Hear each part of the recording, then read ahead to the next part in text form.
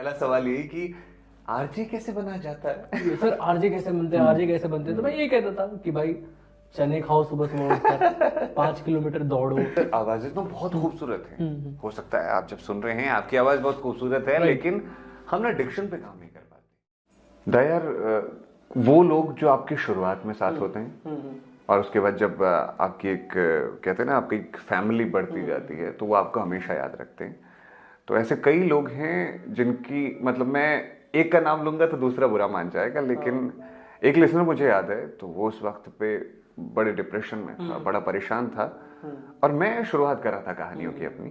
तो कहानियों की शुरुआत करते करते वो मुझे सुना करता था। थोड़ा बहुत मैं इंस्टाग्राम पे जो डाला करता था, उस टाइम पे रेडियो पे भी प्रॉपरली नहीं आया था। मैं बैकग्राउंड वाला आर्टिस्ट रहा हूँ हमेशा, जो लिखता था, जिसकी कहानियां दूसरे लोग पढ़ते थे, मैं कभी रिकॉर्ड करके भेज देता था। तो किसी ने एक दिन लंबा चौड़ा मैसेज भेजा कि यार मैंने जब आपकी कहानियां सुनी तो आपकी कहानियों से कुछ जुड़ाव महसूस हुआ। हालांकि ये दिल टूटने वाली कहानियां थी, मगर पता नहीं क्यों मुझे कई रातों से नींद नहीं आती थी, लेकिन जब मैंने कहानियों को सुनना शुरू किया तो मुझे बहुत अच्छी नींद आती थी। और उसके बाद अभी ऐसे बहुत से लोग हैं, और मतलब मैं गिनती भी नहीं कर पाता हूँ कई बार, जिनको सुकून कहानियों से मिलता है। वो कई बार ऐसे हैं जो सोते हुए कहानी लगा लेते हैं और उनको लोरी की तरह वो महसूस होती है, और वो कहानी सुनते सुनते सो जाते हैं। तो ऐसी कुछ यादें रही। आपका कोई ऐसा लिसनर जो बहुत, मुझे याद है, इरिटेटिंग वाला ही बताना, और ऐसा ही बताना जो बहुत मतलब बेहतरीन। इरिटेटिंग वाला बताता हूँ, नहीं मैं पहले स्वीट वाला बताता हूँ। एक लड़की थी, आज से 4-5 साल पहले की बात है। सो मेरा बर्थडे 26 सितंबर को पड़ता है। सो मैं उस वक्त मैं सुबह का शो करता था, सुबह 7 से 11 का शो था मेरा। सो 5:45 बज रहे थे, और सुबह सुबह गार्ड साहब जो थे उनका फ़ोन आया। गार्ड साहब कहते हैं कि मैं अभी नींद में था। मैंने कहा हाँ गार्ड साहब। तो कहते हैं कि अरे सर वो कोई गेट के बाहर एक लड़की आके खड़ी है। मैंने कहा गार्ड साहब अभी 5:45 बज रहे हैं। तो अरे सर वो केक लेकर आई है आपके लिए, और वो आपको बर्थडे विश करना चाहती है। अब यार मैं अभी सोया हुआ था, मैं कहा मैं क्या करूँ। तुरंत मैं फ्रेश हुआ, और फ्रेश होकर मैं ऑफिस पहुंचा, और वो मतलब इतनी खुश हुई। उसने बोला कि मैं आपका बर्थडे सेलिब्रेट करना चाहती थी, और मैं बहुत टाइम से आपको सुन रही हूँ, बहुत मन था मिलने का, स्टूडियो के नंबर पे कॉल किया बट लग नहीं पाया। सो वो इतनी ज़्यादा खुश हुई थी ना। और उसने बोला कि मेरी अक्सर ये आदत है कि जब भी मैं शो अपना ख़त्म करता हूँ, सो जो आखिरी लिंक जो हम लोग रेडियो के लैंग्वेज में लिंक बोलते हैं, मतलब जो आखिरी बात विदा लेते हैं, हाँ। सो मैं कुछ ना कुछ ऐसी बातें कह के जाता हूँ, कुछ ना कुछ ऐसी बातें बता के जाता हूँ जिससे शायद किसी को अच्छा लगे, किसी का भला हो जाए। सो मैंने एक ऐसी कोई बात कही थी जो मतलब उसकी लाइफ में बहुत ज़्यादा इफेक्ट हुआ। सो वो सुसाइड करने का सोच रही थी, और ऐसा कुछ सोच रही थी। सो वो बहुत वहाँ से मुझे बहुत अच्छा लगा कि यार मतलब हम रेडियो पर क्या बोल रहे हैं, कौन सुन रहा है, क्या किसकी लाइफ में इफेक्ट पड़ रहा है, हमें नहीं पता। बट बाहर इस तरीके का जब रिएक्शन होता है ना, आई थिंक वही हमारी कमाई है, और इससे बेहतर कुछ नहीं हो सकता। मुझे तो लगता है ना कितने लोग हैं जो हमें सुन रहे हैं, कई बार तो हम उन तक पहुंच नहीं पाते, लेकिन वो हमें अपनी फैमिली का हिस्सा बना लेते हैं। वो कहते हैं अरे देखो ये पंकज बोल रहा है, देखो ये विशाल बोल रहा है रेडियो पे। सही बात है। तो ये जो रिश्ता बनता है ना हमारे अपनों के साथ, मुझे लगता है ऐसा रिश्ता था कहीं बन नहीं सकता। और रही बात रेडियो जॉकी बनने की, अक्सर ये कहा जाता है कि पैसे बहुत अच्छे मिलते हैं रेडियो जॉकीज को, तो क्या कहना चाहेंगे? पैसे यार देखो क्या बोलूं, मतलब पैसे ठीक है मिलते हैं, पैसे ऐसा नहीं है, लेकिन हाँ आप ये कह सकते हैं कि पैसों से कहीं ज्यादा बहुत सारी ऐसी चीजें मिल जाती है ना जो आई थिंक आप पैसों से भी नहीं खरीद सकते। ये बात तो है। प्यार लोगों का, वो अपनापन, कहीं भी आप जाते हैं लोग आपको पहचानते हैं, लोग आपको उस प्यार से ट्रीट करते हैं, आप लोगों की जिंदगी में एक महत्व रखते हैं, ठीक है।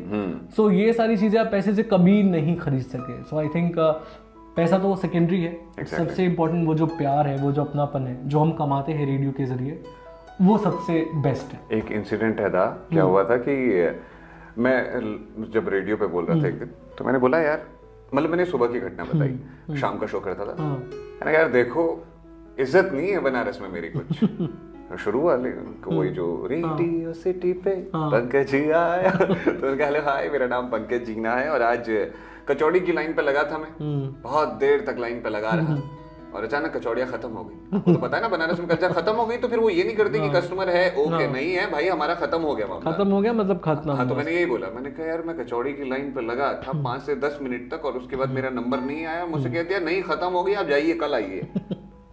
तो अगले दिन था क्या हुआ कि एक लेडी है जो मुझे सुना करती थी, तो वो मेरे लिए वो कचौड़ी और वो सब्जी बना करके ले आई। मतलब हाउ स्वीट। मैंने अपनी मम्मा को कॉल किया, मैंने कहा यार इजा पता है आज मैं ऐसा कुछ हो गया। तो मैंने कहा ना कुछ चीजें ऐसी होती हैं जो आप लाइफ में पैसों से नहीं खरीद सकते। मुझे लगता ही नहीं है किसी नौकरी में मिल सकता है आपको, मतलब आप कुछ ही कर लीजिए लेकिन ये प्यार नहीं मिल सकता जो आपको अपना बेटा समझ लेते हैं, आपको अपना बॉयफ्रेंड समझ लेते हैं, आपको कुछ भी समझ लेते हैं कि यार ये अपना है, ये खास, ऐसा रिश्ता बना लेते हैं ना।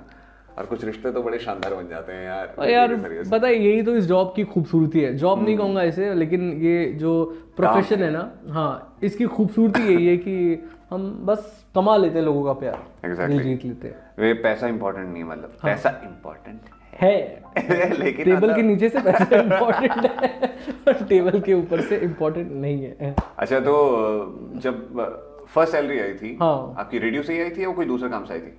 यार मतलब लोगों को शायद यकीन ना हो, बट मैं पैसे कमा रहा हूँ 13-14 साल की उम्र से। 13-14 साल की उम्र से कैसे कमा रहा हूँ वो बहुत ही इंटरेस्टिंग है। मेरे घर के सामने कुछ फॉरेनर्स रहते थे। अच्छा। तो वो गेस्ट हाउस टाइप का। हाँ, बनारस में बहुत फॉरेनर्स आते हैं, बाहर के लोग, क्योंकि आध्यात्म को जानने के लिए, समझने के लिए। सो मैं पतंग उड़ाता था अपने छत से, तो वहाँ पर एक फॉरेनर था, वो मुझे देखता था। उसने मेरे को अप्रोच किया, उसने बोला कि यार मैं पतंग सीखना चाहता हूँ आपसे, आप क्या सिखाओगे, और हिंदी भी सीखना चाहता हूँ। मैंने कहा ठीक है सिखा। अंग्रेजी में पूछा? हाँ, अंग्रेजी में पूछा। तो अंग्रेजी ठीक ठाक है मेरी, बहुत अच्छी नहीं है लेकिन ठीक ठाक है, काम चला लेता हूँ, इज्जत बचा लेता हूँ ऐसी वाली अंग्रेजी है। सो मैंने बोला ठीक है सिखा देंगे। तो उसने मेरे को पतंग सिखाने के 30 रुपए पर घंटे और इंग्लिश मतलब हिंदी सिखाने के लिए 30 रुपए, तो 60 रुपए मुझे 2 घंटे के मिलते थे। और उस वक्त 60 रुपए मतलब भाई साहब साल 2003 या 2002 की बात है। मैं दूसरी में पढ़ रहा था तो ऐसा था कि वहां से मैंने, वो मेरी पहली सैलरी, और वो पैसा ही पैसा यार मतलब 60 रुपए ऐसे थे ना कि आप दोस्तों को खिला रहे हो, खुद खा रहे हो, हाँ, मूवी देखने जा रहे हो, उसके बाद भी वो पैसे बच जाते हैं। बताइए, मैंने पहली बार हॉल में फिल्म अगर देखी होगी तो 2014 में देखी थी पहली बार। वो दंगल कब आई थी? तो दंगल जब आई थी मैंने उसी वक्त पे वो देखी थी। दंगल आई थिंक 2016-17 के बीच में ही। तो फिर दादा मैंने उसी टाइम पे पहली बार, वो नैनीताल में कैपिटल सिनेमा शुरू हुआ था, मैं पहली बार हॉल में, मैंने कहा यार ये क्या है उसके बाद तब तो काम ही ऐसा हो गया कि मतलब। और उसके बाद मैंने बीपीओ में काम किया है, मैंने दिल्ली में बीपीओ में काम किया है, फिर उसके बाद मैंने मुंबई में बीपीओ में काम किया है। अरे वाह। और वहां से फिर वापस आया जब, तो मतलब पढ़ाई में कभी उतना ज्यादा इंटरेस्ट रहा नहीं, मतलब पैसा कमाने में पूरा ध्यान रहा, इज्जत बचाने के लिए पढ़ ये रहा ना। आपने अलग अलग जगह जब काम किया तो आपको अलग अलग चीजों की जानकारी मिल गई। तो उससे क्या फायदा हुआ कि आपने जो भी चीजें सीखी लोगों को अपने रेडियो के जरिए से बता दी। अब आपको पता है कि एक बीपीओ पे काम करने वाले की लाइफ कैसी है। अरे आपको मालूम है कि यार एक लड़का जो पहली कमाई लाता है उसको कैसा फील होता है, लड़का जो जिससे माँ बाप उम्मीद नहीं रखते उसकी लाइफ कैसी है, उन माँ बाप की लाइफ कैसी आपको मालूम है। तो यानी जितने अनुभव हम जीते हैं मुझे लगता है वही हम बोलते हैं रेडियो पे। पर दा एक सवाल मेरे मन में है, मैंने तो फेस नहीं किया लेकिन अक्सर लोग कहते हैं कि अंग्रेजी बोलना बहुत जरूरी है रेडियो के लिए, क्या ये सही बात है? नहीं, बिल्कुल भी नहीं। आई थिंक ये जो लोग ऐसा कहते हैं या तो उन्होंने रेडियो ढंग से सुना नहीं है कभी या तो वो होंगे अंग्रेजों के जमाने के जेलर होंगे। नहीं, अभी हाल ही में एक, आपको भी याद है यार? हाँ, अभी यस एग्जैक्टली एक रेडियो का इंटरव्यू चल रहा था जहां पर उस लड़की से कहा गया कि आप कैसे आ रही हो घर से हमारे ऑफिस तक, इसे आपको इंग्लिश में बताना है। हाँ। सो उसे अंग्रेजी नहीं आती थी और उसने सीधे सीधे बोल दिया कि सर मुझे अंग्रेजी नहीं आती है, मैं हिंदी में बता सकती हूँ आपको, मैं भोजपुरी में आपको बता सकती हूँ।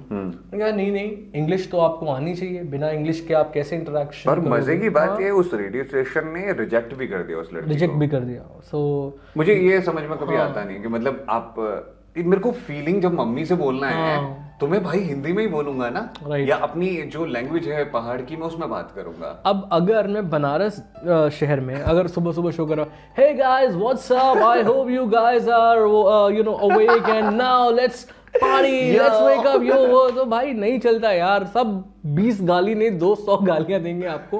अरे क्या कर रहा है ये, खुद सोचिए ना। ये कूल डूड वाला बड़ा किस्सा गजब का है मेरी लाइफ में। तो एक आरजे था कभी, वो रेडियो पे बोला करता था,